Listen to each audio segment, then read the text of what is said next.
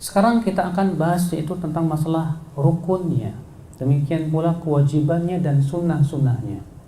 Kalau saya bahas satu persatu terlalu lama Pak. Mungkin 2 kali pertemuan pun tidak cukup.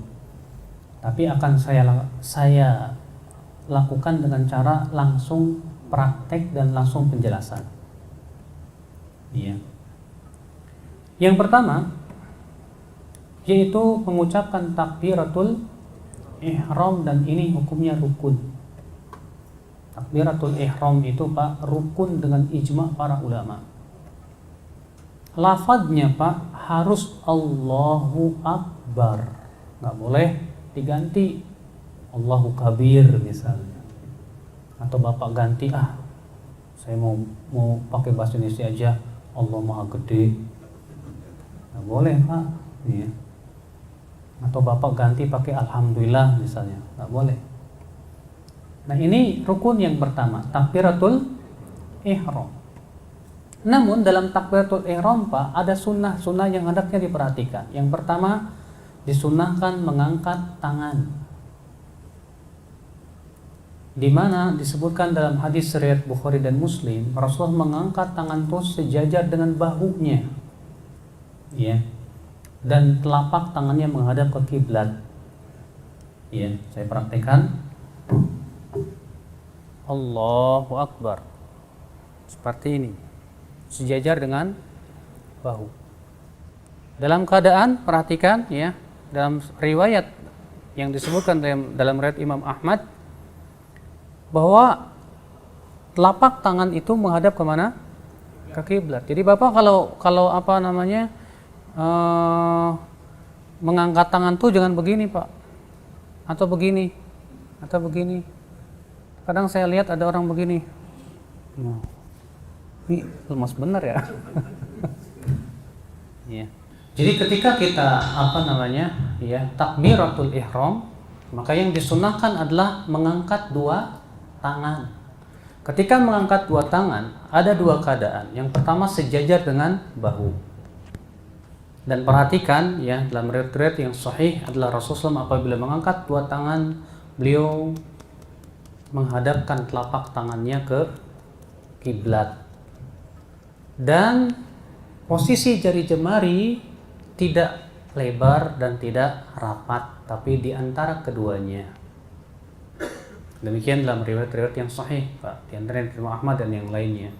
Kita ucapkan Allahu Akbar, sejajar. Dan dalam riwayat Bukhari adalah Rasulullah SAW mengangkat 2 tangannya sejajar dengan telinga. Ya, Allahu Akbar, sejajar dengan telinga. Sementara Imam Syafi'i menjamak antara keduanya. Kata Imam Syafi'i, ujungnya bagian bawah sejajar dengan bahu dan jari jemarinya sejajar dengan telinga. Kita ucapkan Allahu Akbar. Ini pendapat Imam Syafi'i menggabungkan antara hadis-hadis tersebut. Namun tentu kalau kita yang mengikuti Rasulullah Sallallahu Alaihi Wasallam, kita bisa lakukan keduanya Pak. Yang pertama yaitu sejajar dengan apa? Bahu, dan ini kebanyakan riwayat. Ya, Allahu Akbar. Dan sejajar dengan telinga juga. Ini sejajar telinga dan Rasulullah lakukan juga. Allahu Akbar. Ya nggak boleh begini Pak. Allah. Ketinggian. Ya. Atau terkadang ada orang saya pernah lihat ya, terlalu rendah. Allahu Akbar. Cuma segini. Ya. Ini sejajar apa coba Pak? Enggak bahu, enggak telinga kan? Tapi sejajar dengan dada cuma begini. Allahu Akbar. Malas banget ngangkat. Ya, angkat lagi dikit gitu Pak. Allahu Akbar. Kemudian ya, setelah Rasulullah SAW takbiratul ihram,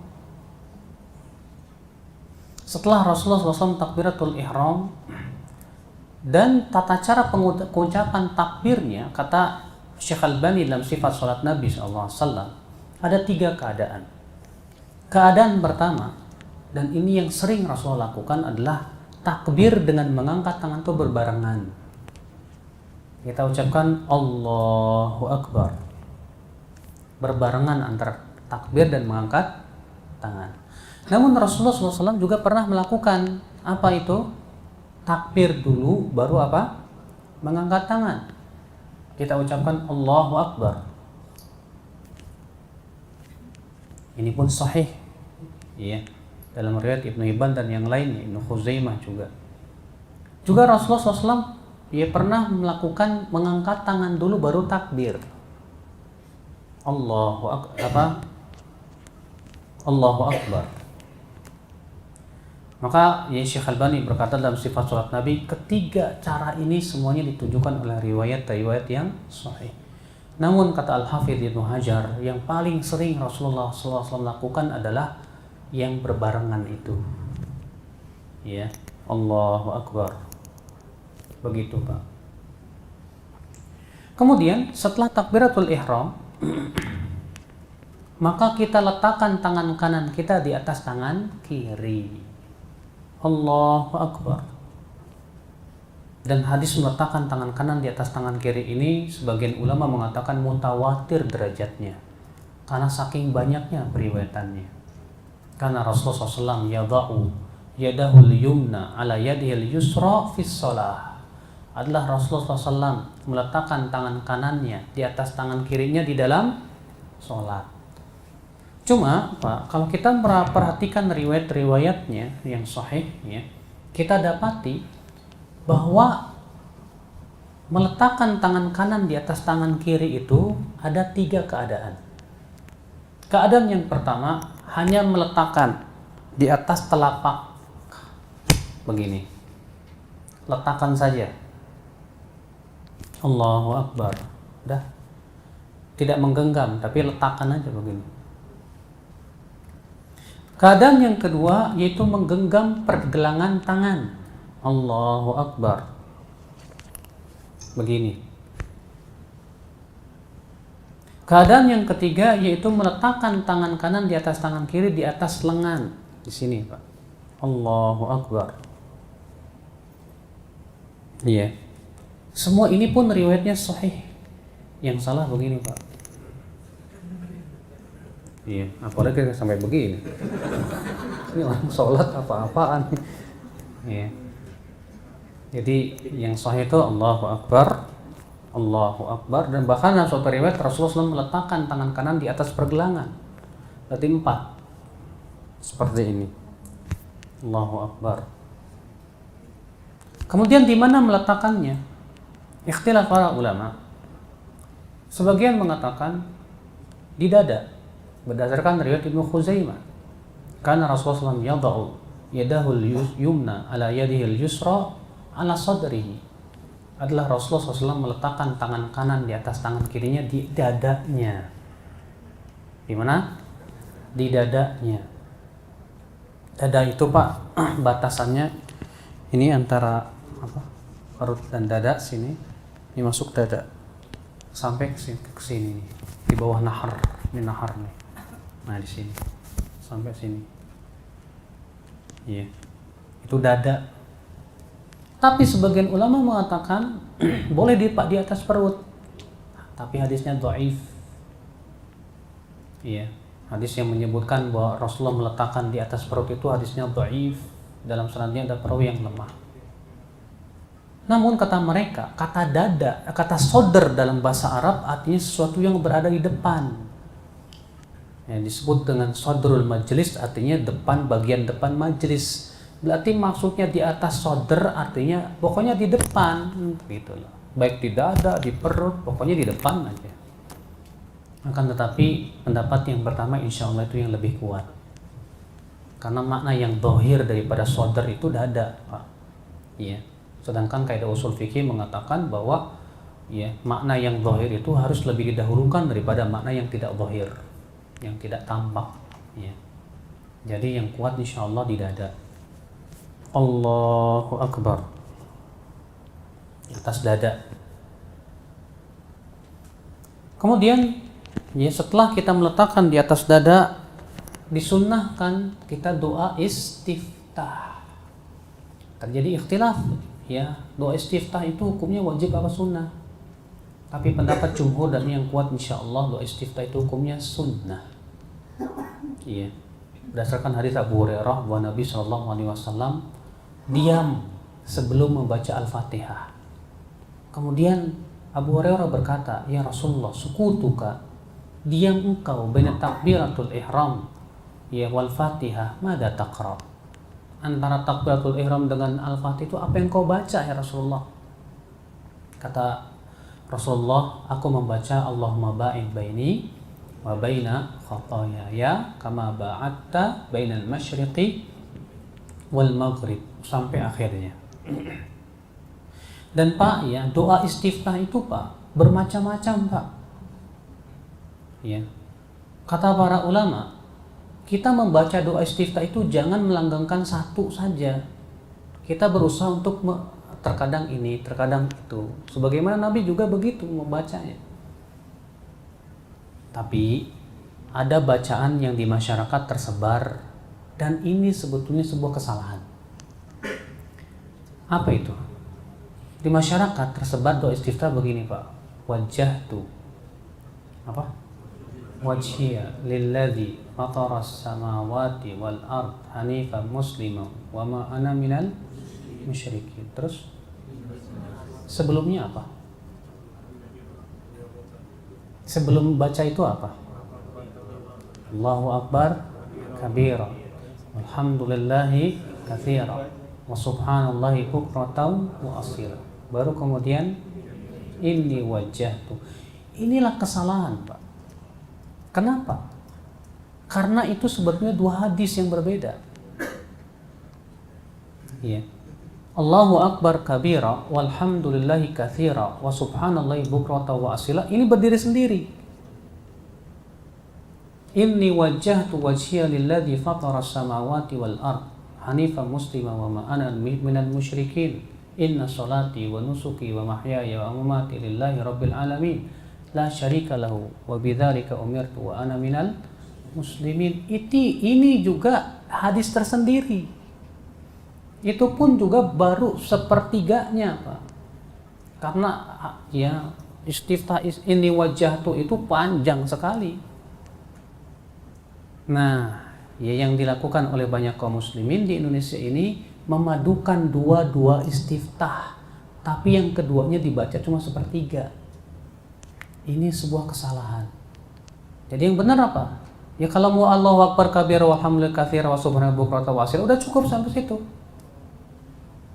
Kalau mau baca ini wajjahtu, ya udah nggak usah pakai Allahu Akbar kabira ini wajjahtu, tapi dilengkapkan sampai panjang. Saya sendiri nggak hafal Pak, panjang banget soalnya. Soalnya kata-kata wa ana minal muslimin itu sendiri masih sepertiga daripada doa istiftah itu. Ya. Biasanya sih Nabi baca itu doa dalam sholat tahajud. Ya. Nabi juga membaca Allahumma ba'id baini wa baina khataaya, ya, itu sudah kita sebutkan tadi.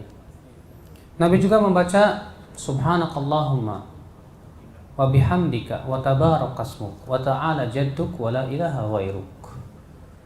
Dan ini ya dalam satu riwayat disebutkan bahwa ini doa istiftah yang paling utama. Dan itu yang dilanggengkan oleh Umar bin Khattab radhiyallahu anhu ardhah. Ya, apa itu? Subhanakallahumma wa bihamdika wa tabarakasmuka wa ta'ala jadduka wa la ilaha ghairuka. Ini doa istiftah yang paling utama Pak. Iya. Setelah kita membaca doa istiftah, kita ucapkan apa Pak? Disunnahkan membaca ta'awud. Atas pendapat jumhur ulama, ta'awud itu hukumnya sunnah. Atas sebagian ulama katakan wajib berdasarkan firman Allah, wa idza qara'tal Qur'an fasta'id billahi minasyaitonir rajim. Kalau kamu mau membaca Al-Qur'an, maka berlindunglah kepada Allah dari godaan setan yang terkutuk. Namun Pak, ta'awud itu ada 3 lafaz. Yang paling lengkap dan paling sempurna ini adalah a'udzu billahis samii'il alimi minasyaitonir rajim min hamzihi wa nafthihi wa nafthihi. Ini yang paling panjang nih Pak. Boleh juga dengan a'udzu billahi minasyaitonir rajim, a'udzu billahis samii'il alimi minasyaitonir rajim dah. Boleh juga a'udzu billahi minasyaitonir rajim. Itu yang paling pendek. Ketiganya semuanya ada riwayat yang sahih. Iya. Jadi a'udzubillahis samii'il alimi minasyaitonir rajim min hamzihi wa nafthihi wa nafthihi. Nah, yang jadi masalah Pak, ta'awudz itu apakah cukup di rakaat pertama atau disyariatkan di setiap rakaat? Imam Syafi'i mengatakan disyariatkan setiap rakaat. Kenapa? Karena setiap rakaat kita pasti baca Al-Quran. Sedangkan Allah mengatakan apabila kamu mau membaca Al-Quran, hendaklah berlindung dari godaan setan yang terkutuk. Sedangkan baca Quran setiap rakaat. Maka Imam Syafi'i mengatakan disyariatkan setiap rakaat. Ya. Setelah kita ta'awudz, kita baca Bismillahirrahmanirrahim, baca Al-Fatihah. Nah, yang jadi perselisihan para ulama adalah apakah disyariatkan imam mengeraskan bacaan Bismillahirrahmanirrahim atau tidak? Iya. Imam Syafi'i mengatakan dikeraskan. Berdasarkan riwayat-riwayat bahwa Nabi SAW mengeraskan bacaan Bismillahirrahmanirrahim. Namun perlu diketahui, siapa saja yang mempelajari hadisnya, dia akan dapati bahwa semua hadis yang menyebutkan bahwa Rasulullah SAW mengeraskan bacaan Bismillahirrahmanirrahim tidak ada yang sahih. Tidak ada yang sahih satupun juga, Pak. Makanya Ibnu Hajar mengatakan, Ibnu Qayyim berkata, hadis-hadis yang menyebutkan bahwa Rasulullah mengeraskan bacaan Bismillahirrahmanirrahim itu tidak lepas dari dua keadaan. Ada yang sahih gamblang tapi tidak sahih. Ada yang sahih tapi tidak sahih, tidak gamblang. Ya. Sementara jumhur ulama dari pendapat Imam Malik, Imam Ahmad dan Abu Hanifah mengatakan bahwa Bismillahirrahmanirrahim itu tidak disyariatkan untuk dikeraskan. Berdasarkan hadis Anas bin Malik dari hadis riwayat Muslim, bahwa Anas berkata, aku sholat di belakang Rasulullah, Abu Bakar, Umar, Uthman, Ali, fakanu yastaftihuna bilhamdillahi rabbil alamin. Mereka memulai bacaannya dari ucapan Alhamdulillahi rabbil alamin. Dalam suatu riwayat, fakanu la yaqra'una bi bismillahirrahmanirrahim. Mereka tidak membaca Bismillahirrahmanirrahim. Dalam riwayat Ibnu Khuzaimah dijelaskan, fakanu la yajharuna Bismillahirrahmanirrahim. Mereka tidak mengeraskan ucapan Bismillahirrahmanirrahim. Anas bin Malik yang sholat selama hidupnya di belakang siapa? Rasulullah. Terus siapa lagi? Abu Bakar, Umar, Utsman, Ali. Ternyata kata Anas, satu pun di antara mereka tidak ada yang mengeraskan bacaan Bismillahirrahmanirrahim. Atas dasar ini pendapat mayoritas ulama mengatakan berarti ini tidak disyariatkan dikeraskan. Yang sunnah itu disirkan. Tetap baca bismillah. Ya. Ada juga perselisihan ulama, Pak, Bismillahirrahmanirrahim itu apa termasuk Al-Fatihah apa enggak? Yang sahih dan rajih termasuk berdasarkan riwayat Baihaqi di mana Rasulullah mengatakan wa Bismillahirrahmanirrahim ayatun minha. Bismillahirrahmanirrahim itu termasuk salah satu ayat Al-Fatihah. Itu yang paling kuat. Lalu kita baca Al-Fatihah. Dan baca Al-Fatihah termasuk rukun. Termasuk apa? Rukun. Nabi mengatakan la sholata liman lam yaqra' bi Fatihatil kitab. Tidak sah salat bagi mereka yang tidak membaca Al-Fatihah. Tapi Pak, dalam membaca Al-Fatihah ada adabnya yang Rasulullah ajarkan kepada kita. Apa itu? Yaitu kita baca ayat per ayat di jeda satu nafas. Kita ucapkan begini, Bismillahirrahmanirrahim. Alhamdulillahi rabbil alamin. Ar-Rahmanir-Rahim. Maliki yaumiddin. Itu Nabi yang Nabi lakukan begitu. Disebutkan dalam hadis Muslim bahwa Allah Ta'ala berfirman dalam hadis Qudsi, qasamtu shalah baini wa baina abdi nisfain. Aku membagi Al-Fatihah antara aku dan antara hambaku dua. Idza qala abdi, apabila hambaku mengucapkan alhamdulillahirabbil alamin, Allah akan menjawab, hamidani abdi, hambaku memujiku. Apabila hamba mengucapkan ar-Rahmanir Rahim, Allah akan menjawab, athna alayya abdi, hambaku menyanjungku. Apabila hamba mengucapkan Maliki Yaumiddin, Allah akan menjawab Majjadani abdi, hambaku memuliakanku. Apabila hambaku mengatakan Iyyaka na'budu wa iyyaka nasta'in, Allah akan menjawab, ini antara aku dan hambaku. Apabila ia mengatakan Ihdinas siratal mustaqim, siratal ladzina an'amta 'alaihim ghairil maghdubi 'alaihim waladdallin, Allah akan menjawab hadza li 'abdi wa li 'abdi mas'al. Ini untuk hambaku dan hambaku akan mendapatkan apa yang ia minta. Jadi Pak, setiap bacaan Al-Fatihah itu Allah akan menjawab. Makanya disyariatkan begitu. Waladdallin, disunahkan kita ucapkan apa? Amin. Kalau di sholat sir, kalau jahar. Namun terjadi ikhtilaf para ulama. Apakah dikeraskan di saat jahar bersama imam dan makmum? Pendapat yang rajih dan pendapat jumhur, na'am, dikeraskan. Berdasarkan riwayat di antaranya Abu Daud dan yang lainnya, bahwa Rasulullah mengeraskan ucapan amin dan memanjangkannya, ya, sampai-sampai bergetar masjid itu terdengar. Iya. Maka dari itu disyariatkan. Tapi disyariatkan enggak, Ustadz? Kita mengucapkan Allahumma gfirli, amin.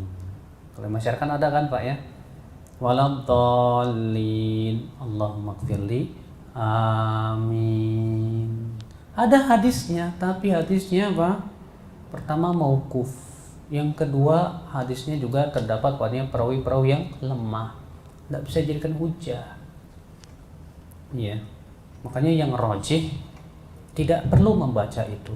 Kita langsung ucapkan waladdallin, amin. Perhatikan Pak bacaan amin. Amin, ya. Cara membacanya adalah A itu 2 ketuk, min itu bisa sampai 6 ketuk. Amin, begitu. Ya.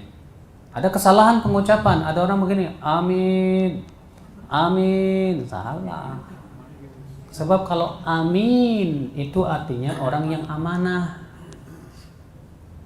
Ya. Ada juga yang begini, amin. Salah juga. Karena artinya salah, beda lagi. Kalau amin artinya ya Allah amankan. Tapi kalau amin artinya ya Allah kabulkan. Ya. Jadi salah pendeknya, panjang pendeknya aja udah fatal tuh Pak. Ya. Ininya apa namanya? Artinya salah sudah. Itu kadang ada orang berdoa, amin, amin, amin. Apaan sih? Amin apa-apaan sih itu? Ya kalau orang paham bahasa Arab, ya orang ngaco banget sih. Ya. Ikhwata Islam, azakumullah wa iyyakum. Kemudian setelah membaca Al-Fatihah, sebagian ulama mengatakan disunahkan imam untuk menjeda antara Al-Fatihah dengan surat. Tapi ketahui ya Pak, bahwa hadisnya pun lemah, tidak ada yang sahih. Maka tidak disyariatkan. Iya. Cuma jadi permasalahan adalah, Ustaz, boleh apakah makmum wajib baca Al-Fatihah di belakang imam atau tidak? Itu jadi ikhtilaf lagi para ulama Pak. Ya, Imam Syafi'i mengatakan wajib baca Al-Fatihah baik salat jahar maupun sir. Dasarnya hadis la salat liman lam yaqra bi Fatihatil kitab, tidak sah salat bagi mereka yang tidak baca Al-Fatihah. Imam Abu Hanifah mengatakan makmum enggak boleh baca sama sekali. Dasarnya Pak hadis bahwasanya bacaan makmum sudah ditanggung imam. Ya udah kalau tanggung ngapain baca lagi? Sementara Imam Ahmad tengah-tengah. Apa kata Imam Ahmad? Kalau sholat dikeraskan, ya keras bacaannya, diam. Berdasarkan ayat, wa idza quri'al Qur'anu fastami'u lahu wa ansitu. Apabila dibacakan Al-Qur'an, yaitu diperdengarkan bacaannya kepada kita, maka dengarkan dan diam. Tapi kalau imamnya dia tidak mengeraskan, maka baca kita. Karena itu yang pada asalnya. Ya. Sehingga Imam Ahmad tengah-tengah antara mazhab Syafi'iyah dan mazhab Hanafiyah, dan saya lebih condong kepada madhab Imam Ahmad ini, Pak. Kenapa? Karena lebih menggabungkan dua pendapat. Ya. Sekarang kalau Bapak mengatakan, oh saya pendapatnya Imam Syafi'i, ya silahkan, mangga. Ya, kan masing-masing ulama pun punya pendapat dalil yang sahih. Tapi yang pendapat yang saya pilih yang paling kuat pendapat Imam Ahmad bin Hambal, karena lebih menggabungkan dua pendapat tersebut, ya, dari sisi pendalilan. Kemudian Bapak sekalian, setelah itu disunahkan membaca apa? Surat. Dan kebiasaan Nabi, Pak, biasanya kalau untuk sholat 4 rakaat atau 3 rakaat, maka biasanya Nabi membaca Al-Fatihah dan surat di 2 rakaat yang pertama. Adapun di 2 rakaat yang terakhir, biasanya Nabi hanya membaca Al-Fatihah. Namun terkadang Nabi membaca surat Al-Fatihah dan surat juga, tapi nggak sering. Kadang-kadang saja dalam riwayat Abu Daud demikian disebutkan. Iya. Serah biasanya Nabi kalau sholat subuh bisa beliau membaca 60 sampai 100 ayat. Dan bagi antum yang biasa pendek dianggapnya panjang, Pak. Iya kan? Antum kalau sholat subuh baca surat apa? Qul Kalau terbiasa seperti itu pasti Rasul panjang banget ya. Ya. Kenapa? Karena kita tidak membiasakan diri untuk mengikuti sholatnya Rasulullah SAW. Saya pernah, Pak, jadi imam di suatu tempat. Saya merasa kayaknya ini orang-orang awam nih. Saya pendekkan aja lah. Saya baca sabihis. Setelah selesai sholat apa katanya? Ustadz kok panjang banget sholatnya? Hah? Masih panjang juga sabihis. Kata saya, memangnya biasanya baca apa? Kulhu. Ya Allah, ya Rabbi. Sabihis masih kepanjangan, Pak. Ya, rupanya biasanya kulhu. Sholat subuh, padahal Nabi, kata saya, Nabi bacanya 60 sampai 100 ayat loh. Gimana kalau kamu sholat di belakang Nabi? Mungkin kamu akan bilang, Nabi ini kok ekstrim sekali ya. Ya, panjang banget. Enggak, itu yang bagus memang. Ya. Kalau sholat zuhur, Rasulullah membaca biasanya 15 sampai 30 ayat. Kalau sholat asar, biasanya Nabi SAW membaca antara 7 sampai 15 ayat. Kalau sholat maghrib, biasanya seringnya Nabi membaca ayat-ayat yang pendek, baru tuh kulhu, qul a'udzu birabbinas, ara'aita, alam taro, ya. Tapi terkadang Nabi membaca dalam surat di surat maghrib yang panjang. Pernah beliau membaca surat At-Tur di 2 rakaat. Pernah juga beliau membaca surat Al-Mursalat di 2 rakaat di surat maghrib. Bahkan pernah Nabi membaca surat Al-A'raf di surat maghrib. Sekali-kali.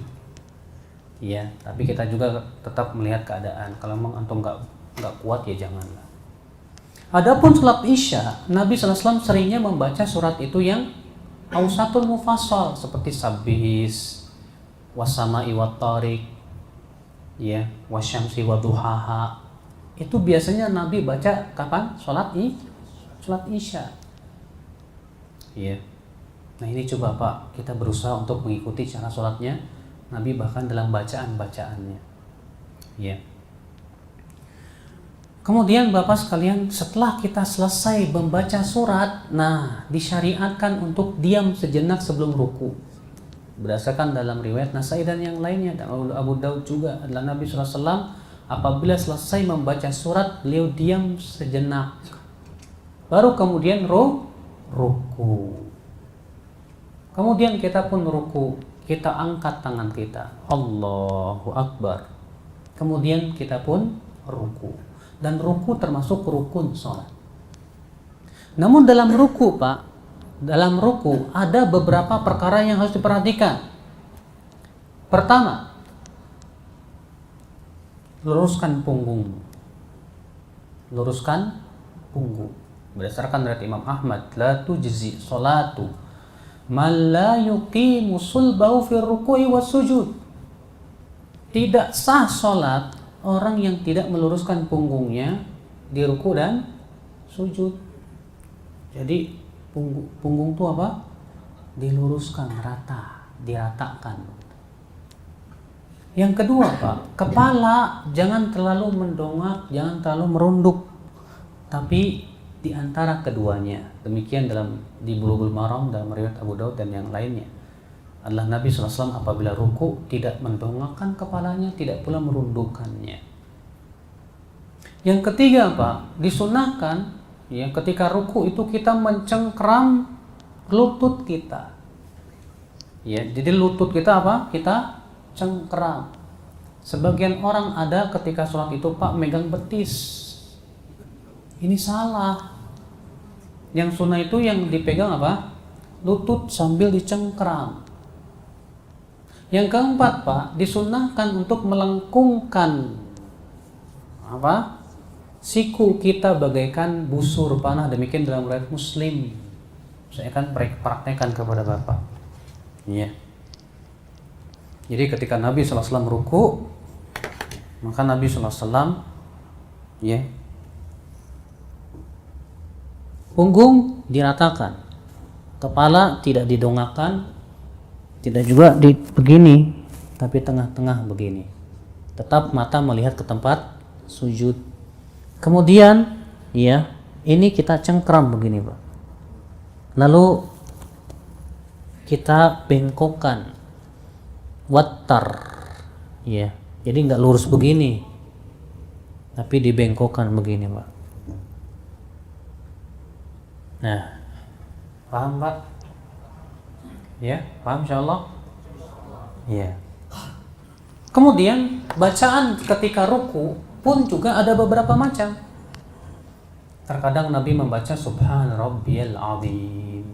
Terkadang Nabi mengatakan Subhan Rabbiyal Azim wa bihamdi. Terkadang Nabi mengucap Subhanakallahumma Rabbana wa bihamdika Allahumma gfirli. Iya. Iya. Tapi kalau Bapak membaca di ruku Subhanakallahumma Rabbana wa bihamdika Allahumma gfirli, di sujud pun baca itu. Kalau Bapak di ruku Subhana Rabbiyal Azim, maka di sujudnya Subhana Rabbiyal A'la. Jadi jangan dicampur-campur, Pak. Boleh enggak Ustaz saya campur semuanya? Subhana Rabbiyal Azim, Subhanakallahumma Rabbana wa bihamdika Allahumma gfirli. Tidak disunahkan. Karena Nabi SAW tidak pernah melakukan perbuatan seperti itu. Terkadang Nabi membaca Subuhun Qudusun Rabbul Malaikatu Warruh. Ya. Itu ketika ruku. Maka kemudian kita baca, ya. Terkadang Pak, ada orang yang belum lurus punggungnya udah sami Allahu liman hamidah. Ini tidak sah salatnya. Ya. Maka sampai dia luruskan, meratakan dulu punggungnya. Ya, dia kokohkan ininya dan membaca Subhan Rabbiyal Azim wa bihamdi, cukup sekali baru kita ucapkan Sami Allahu liman hamidah. Kembali kita angkat Sami Allahu liman hamidah. Terjadi ikhtilaf para ulama. Ketika i'tidal, tangan itu di mana?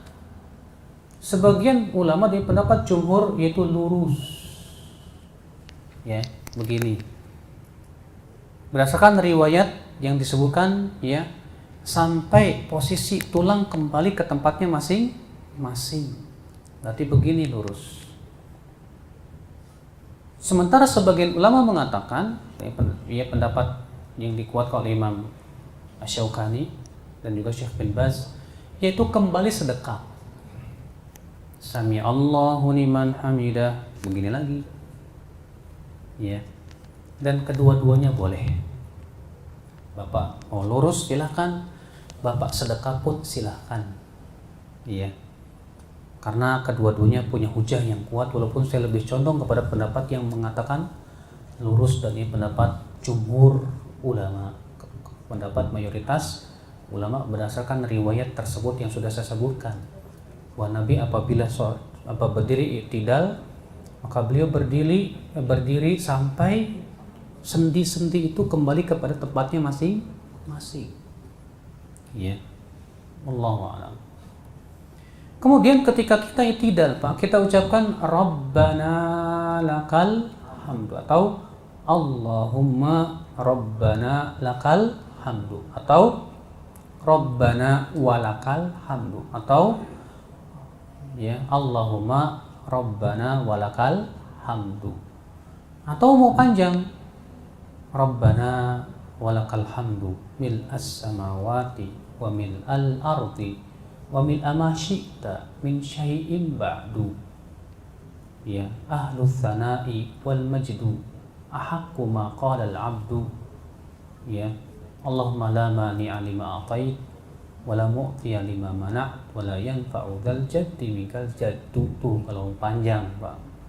Dan Nabi juga pernah mengucapkan li rabbiyal hamdu, li rabbiyal hamdu, li rabbiyal hamdu, terus saja diulang-ulang. Iya. Kemudian setelah i'tidal, Pak, kita apa? Sujud. Apakah disyariatkan mengangkat tangan ketika hendak sujud? Dalam riwayat Tabrani Rasulullah mengangkat tangan. Iya. Sementara dalam riwayat Ibnu Umar dikatakan bahwa Nabi SAW biasanya mengangkat tangan di tempat-tempat. Tempat yang pertama takbiratul ihram, tempat yang kedua ketika hendak ruku, tempat yang ketiga bangkit dari ruku, dan tempat yang keempat yaitu ketika bangkit dari 2 rakaat. Kata para ulama, ini dibawa kepada kebiasaan kebanyakan waktu. Tapi Nabi terkadang bertakbir ketika hendak sujud, dan hadisnya pun sahih, yaitu mengangkat tangan. Jadi kalau kita mau sujud mengangkat tangan nggak masalah, karena ada contohnya dari Nabi SAW. Allahu Akbar. Nah, ketika turun sujud nih mana duluan? Lutut dulu apa? Tangan dulu? Ini menjadi masalah, Pak. Karena ada 2 hadis yang saling bertabrakan, yaitu hadis Abu Hurairah dan hadis Wa'il bin Hujr. Ya, dalam hadis Abu Hurairah Rasulullah sabda, "Idza sajada ahadukum fala yabruk kama yabrukul ba'ir wal yadha yadayhi qabla rukbatayhi." Apabila salah seorang dari kalian sujud, janganlah ia turun seperti unta yang turun, tapi hendaklah ia meletakkan tangan dulu baru lutut. Sementara dalam riwayat Wa'il bin Hujr dengan lafaz hendaklah ia dahulukan lutut dulu baru tangan. Ketahuilah, Pak, bahwa riwayat Wa'il bin Hujr ini syadz, bahkan mungkar. Kenapa? Karena dalam perawinya ada perawi yang lemah dan terjadi ittirab di situ. Dan riwayat Abu Hurairah ini ada syahidnya, penguatnya dari hadis Ibnu Umar, di mana riwayat Abu Hurairah ini dikatakan Imam Nawawi sanadnya jayyid, dikuatkan lagi dalam riwayat Ibnu Umar sehingga naik kepada sahih. Makanya yang sahih itu, Pak, yang ditunjukkan oleh hadis adalah Nabi SAW meletakkan tangan dulu baru kaki, baru apa? Lutut. Yang kedua, Pak, bahwa orang-orang Arab biasa menyebut bahwa lutut unta itu di depan. Lutut unta di mana? Di depan. Sedangkan unta kalau mau turun itu lutut dulu, baru kemudian belakangnya. Makanya kan lafadznya rukbatai, rukbah. Dan dalam bahasa Arab, ya, rukbah untuk unta itu yang ada di depannya. Sebagaimana disebutkan dalam sebuah riwayat bahwa ketika Rasulullah SAW hijrah ke kota Madinah, maka ia dikejar oleh Suraqah, ya, dengan kudanya. Ketika hampir mendekati, tiba-tiba apa yang terjadi? Ya, kudanya tersebut, ya, jatuh ke bawah, ya, fasaqata ala rukbatai, jatuh ke bawah dan jatuh di atas rukbahnya. Disebutkan di situ rukbahnya, depan dulu dia masuk. Berarti rukbahnya unta, demikian pula kuda yang binatang 4 kaki itu di depan, Pak. Ya. Sedangkan unta, kuda kalau dia duduk, dia turun rukbahnya dulu. Terlebih yang kedua sudah saya sebutkan tadi, yang pertama tadi, Pak, ya, bahwa hadis yang mendahulukan apa? Lutut itu lemah. Sedangkan hadis yang mendahulukan tangan itu yang sahih. secara ilmu hadis. Makanya Pak, madhab kebanyakan ahli hadis adalah tangan dulu. Dan bahwasanya dari sisi ilmu hadis, ya bagi siapa saja yang mempelajarinya, bahwa riwayat yang menyebutkan tangan dahulu itu lebih kuat. Lebih kuat.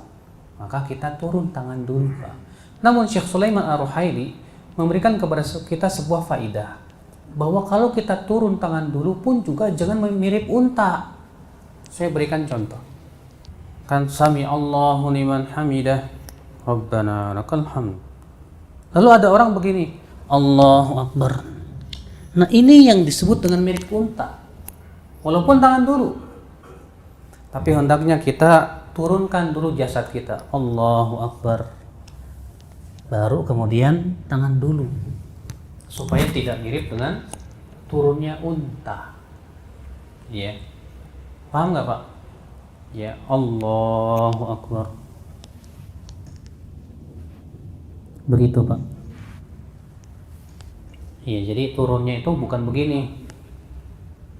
Bukan. Tapi turunnya Allahu Akbar.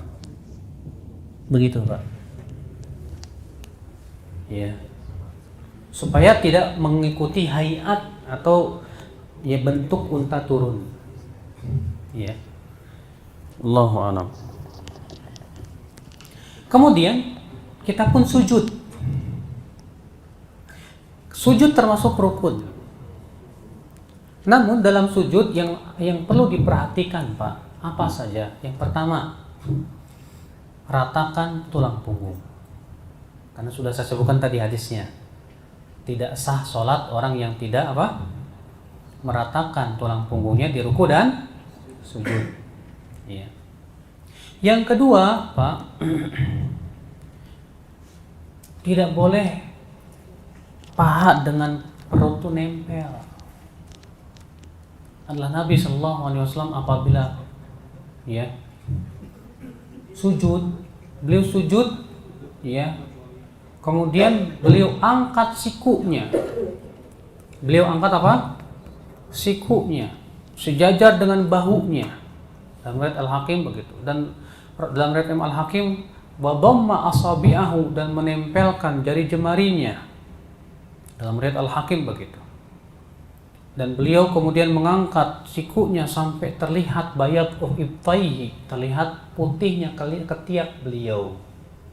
Ini kalau lagi sholat sendirian Pak ya. Tapi kalau lagi sholat berjamaah jangan. Kasihan ya tetangganya, bapak mau begini, ini gini. Ya. Saya akan praktek. Kemudian Pak, ada 7 anggota sujud yang sebutkan oleh Nabi Sallallahu Alaihi Wasallam. Yang pertama kata Rasulullah, al-jabhah wa asyara biyadi ila anfihi. Yang pertama apa? Jidat. Lalu Nabi berisyarat ke hidungnya. Berarti ini satu nih. Ada orang ketika sujud hidungnya nggak nempel, nggak sah sujudnya. Ustadz, saya pesek banget Ustadz ke dalam. Ya udahlah kalau begitu gimana lagi. Ya. Tapi insya Allah Pak, sepesek-pesek orang sebetulnya bisa kalau tempelin tulang hidungnya itu ya, dengan jidatnya. Kemudian anggota sujud yang kedua yaitu 2 telapak tangan. Kemudian 2 sujud, 2 lutut, maaf. Kemudian ujung-ujung jari jemari. Nah, ketika sujud, sebagian ulama mengatakan disyariatkan untuk menempelkan ujung lutut. Memang riwayatnya lemah, tapi ya itu lebih menutup aurat. Karena kalau begini kan kelihatan bolongnya gitu kan ke dalam. Tapi kalau ditutup begini, tertutuplah aurat kita. Ya. Saya akan praktekkan sujud yang ditunjukkan oleh riwayat-riwayat yang sahih. Sami Allahu liman hamidah, Rabbana lakal hamd, Allahu Akbar. Kemudian perhatikan ya, siku itu diangkat Pak. yang sunnah begitu. Kemudian jari-jari dirapatkan, ya. Kemudian Bapak sekalian, sebagian di masyarakat katanya untuk wanita tidak boleh diangkat, tapi hendaknya dimasukkan ke dalam seperti ini, dengan alasan katanya itu lebih menutup aurat. Namun riwayatnya dhaif jiddan. Ada dalam Sunan Baihaqi, akan tetapi itu riwayatnya sangat lemah. Maka dari itulah gerakan laki-laki dan wanita tidak ada bedanya.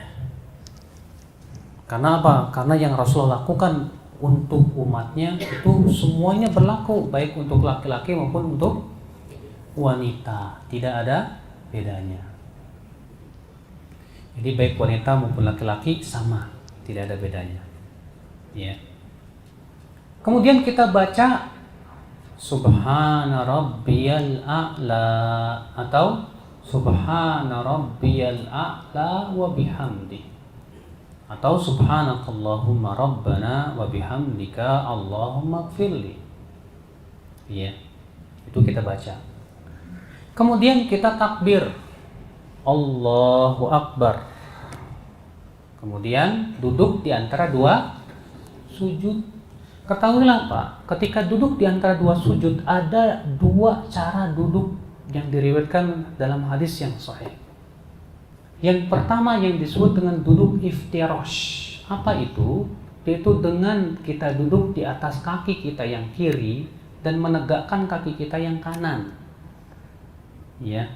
Ini yang disebutkan dalam riwayat-riwayat yang sahih. Yang kedua, ini yang diriwayatkan oleh Imam Abdul Razak dan yang lainnya dengan sanad yang sahih juga. Ya, dari hadis Ibnu Abbas termasuk sunnah yaitu al-iq'a. Apa itu? Iq'a yaitu seseorang duduk di atas dua tumitnya. Duduk di atas dua tumitnya. Saya berikan contoh. Jadi kalau ya duduk di antara dua sujud itu ada dua cara ya. Yang pertama seperti yang kita lakukan seperti ini, yaitu kita duduk di atas apa? Kaki kiri dan menegakkan kaki kanan. Kemudian cara yang kedua duduk di atas dua tumit. Ya. Duduk di atas dua tumit. Ini pun dalam riwayat Ibnu Abbas ya, Nabi melakukannya. Itu disebut dengan al-iq'a. Kemudian Pak, apa yang kita baca di antara dua sujud? Hah? Yang pertama kita baca apa? Bisa kita baca Rabbighfirli, Rabbighfirli. Atau yang kedua apa? Yang biasa antum baca apa? Ada waqfu aniyah, tuh dia Pak. Ini juga kesalahan yang ada di masyarakat. Karena riwayat yang ada waqfu ani itu nggak ada satupun hadisnya Pak. Silakan Bapak kubuk kitab-kitab hadis. Semua kitab-kitab hadis tidak ada satupun tambahan waqfu anni. Tambahan waqfu anni ini adalah la aslalah, tidak ada asalnya sama sekali dalam riwayat manapun juga. Ya. Jadi itu sama sekali tidak ada syariatnya. Tapi masyarakat kita sudah terbiasa dan menganggap itu sebagai sebuah kebenaran. Alhamdulillah saya ya selama di Fakultas Hadis saya belajar, saya pelajari, saya cari ada nggak sih tambahan waqfu anni? Ternyata nggak ada dalam satu riwayat hadis manapun juga. Baik yang ada Bukhari, Muslim, Abu Dawud, Tirmidzi, Nasai, Ibnu Majah, kitab-kitab manapun tidak ada satupun tambahan waqfu anni. Bahkan sebagian ulama hadis di zaman sekarang ini banyak yang mengingkari lafaz waqfu anni ini, di mana itu lafaz tambahan yang diada-adakan. Jadi waqfu anni dibuang Pak. Ya. Allahumma firli warhamni ya wajiburni ya, Allahumma firli warhamni wajburni warfa'ni, ya, Allahumma firli warhamni wajburni wahdini warfa'ni, sampai situ. Tapi wa'fu anni tidak ada. Ya, wa'fu anni itu tambahan las, ya, itu buatan orang Indonesia, Pak. Nggak ada tambahan riwayatnya. Kemudian kita pun sujud lagi, ya, setelah kita duduk di antara dua sujud. Kemudian Pak, perhatikan Pak, ya, ketika duduk di antara dua sujud, bagaimana tata cara meletakkan tangan? Meletakkan tangan itu ada dua keadaan. Yang pertama, meletakkan di atas paha. Yang kedua, di atas lutut. Ya. Jadi ketika duduk di antara dua sujud itu ada dua keadaan, ya. Yang pertama di atas paha begini, Pak. Yang kedua di atas lutut begini. Ya. Jadi boleh begini, boleh begini. Keduanya ada riwayatnya. Kemudian setelah itu kita bangkit. Kita apa? Bangkit. Kalau bangkit dari rakaat pertama ke rakaat kedua, disyariatkan yang disebut dengan duduk istirahat. Ya, jadi ketika kita sujud, Allahu Akbar, kemudian kita mau bangkit, ya udah kita duduk istirahat dulu sebentar. Apa bacanya? Tidak ada bacaan apapun. Ya, duduk istirahat, lalu kemudian kita bangkit. Allahu Akbar. Nah, tata cara bangkitnya gimana? Tata cara bangkit, ya, terjadi ikhtilaf para ulama. Pertama yang harus kita perhatikan adalah bahwa ketika kita bangkit disyariatkan bertelekan di atas bumi. Itu dalam riwayat Ibnu Umar. Demikian pula dalam riwayat Ibnu Mas'ud radhiyallahu anhu arba.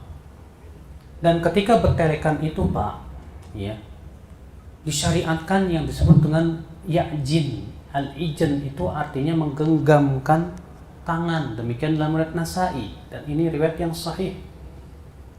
Maka ketika kita bertelekan, ketika kita hendak bangun, ya, kita bisa begini.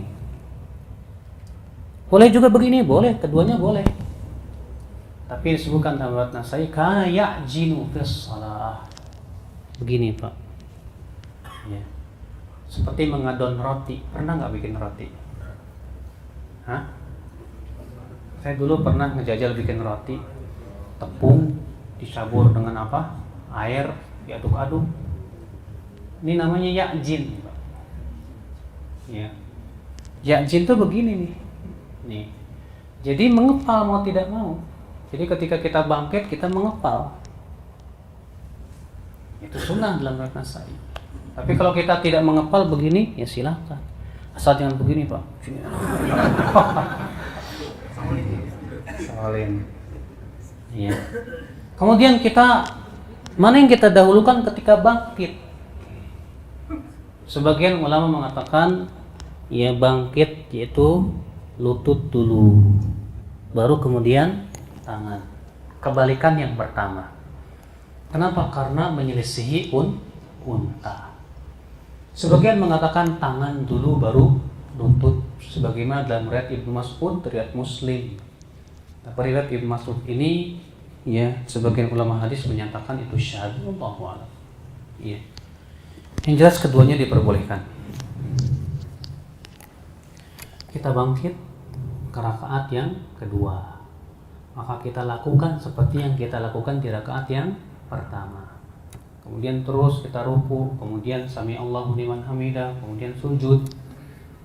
Kemudian sampai kemudian kita tahiyat. Ya. Kenapa? Ya. Ketika kita tahiyat, at-tahiyatu lillah, terjadi ikhtilaf para ulama. Apakah ketika kita tahiyat itu disunahkan menggerak-gerakan atau tidak? Karena ada satu hadis yang diriwayatkan Nasa'i dari hadis Zaidah bin Qudamah yang disebutkan dalam hadis itu, yuharrikuha yad'u biha, adalah Nabi SAW menggerak-gerakannya berdoa dengannya. Ya, menggerak-gerakannya berdoa dengannya. Dan ini menjadi perselisihan para ulama. Pertama, apakah riwayat menggerakkan ini sahih atau dhaif?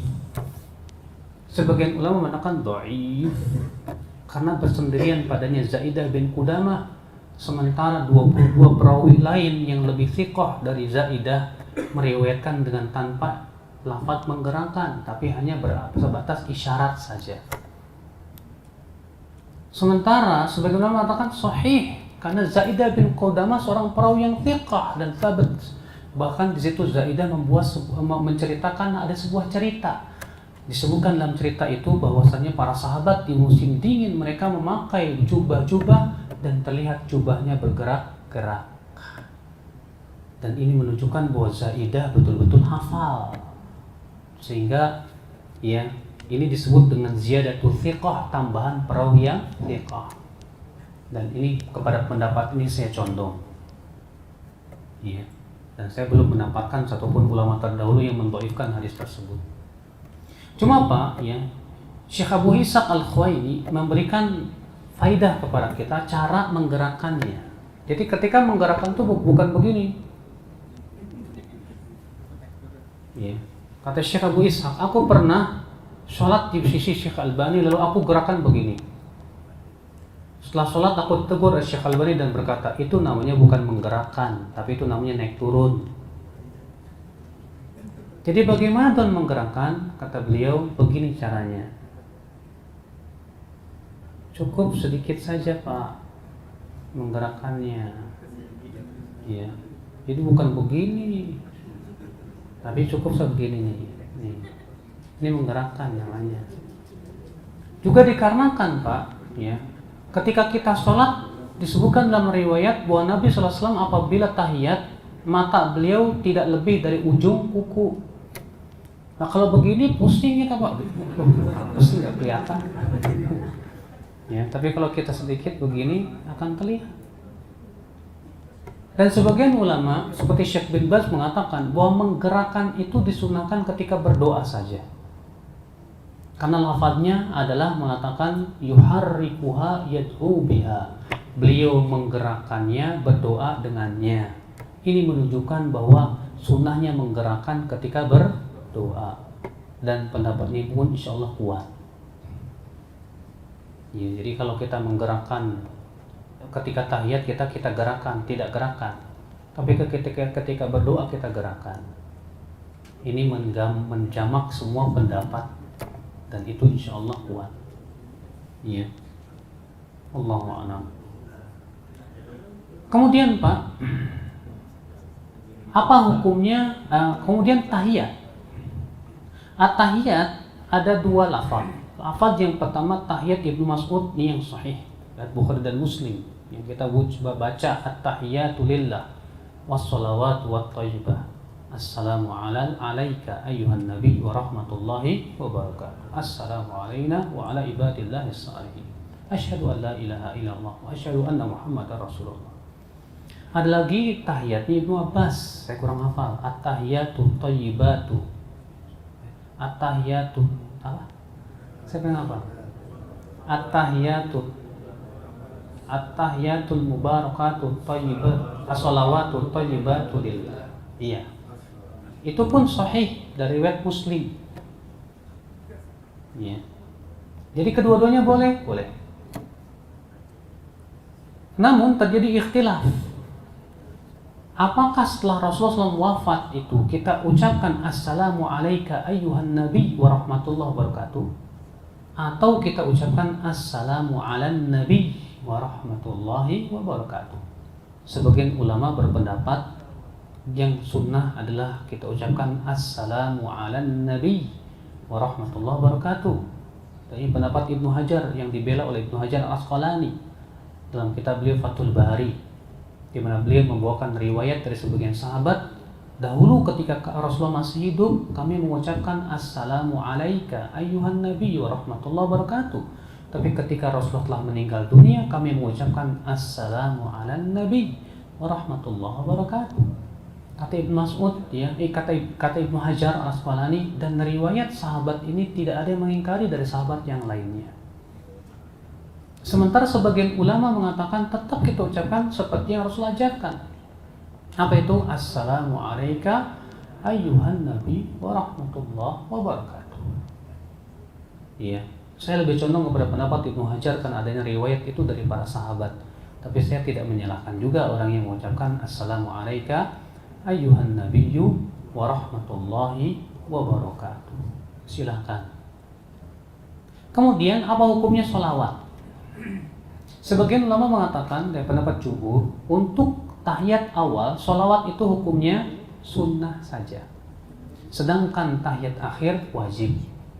Tapi pendapat yang kuat insya Allah dari pendapat yang dipilih oleh Ibnu Qayyim, bahwa sholawat itu sunnah baik tahiyat awal maupun tahiyat akhir, karena tidak ada satupun hadis yang memerintahkan sholawat dan mewajibkannya di saat tahiyat baik awal maupun akhir.